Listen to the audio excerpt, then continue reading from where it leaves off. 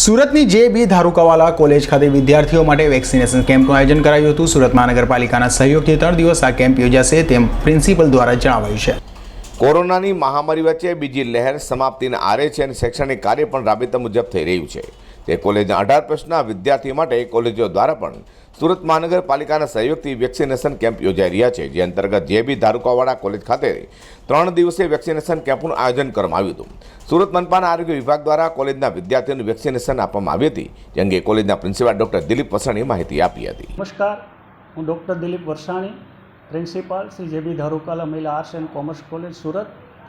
આજે અમે શ્રી જે ધારુકાલા મહિલા આર્ટ્સ કોલેજના NSS વિભાગ અને ફૂલપાડા હેલ્થ સેન્ટર SMCના સંયુક્ત ઉપક્રમે કોલેજના વિદ્યાર્થીઓ માટે વેક્સિનેશનનો કાર્યક્રમનું આયોજન કર્યું છે।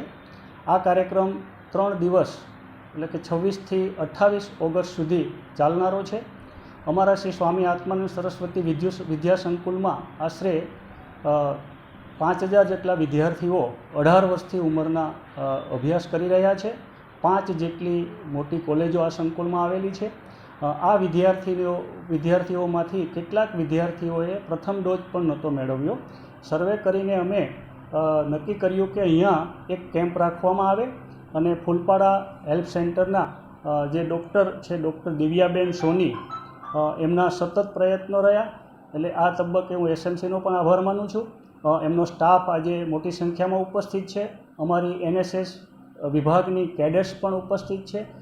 એ સૌ ના સહયોગને કારણે અમારો આ કેમ્પ સફળ રહ્યો છે। સવારથી જ મોટી સંખ્યામાં વિદ્યાર્થીઓ ઉત્સાહભેર આ વેક્સિન લઈ રહ્યા છે। મને લાગે છે કે 3 દિવસમાં આ ટાર્ગેટ છે એ અમારા કેમ્પસનો ચોક્કસ પૂર્ણ થશે।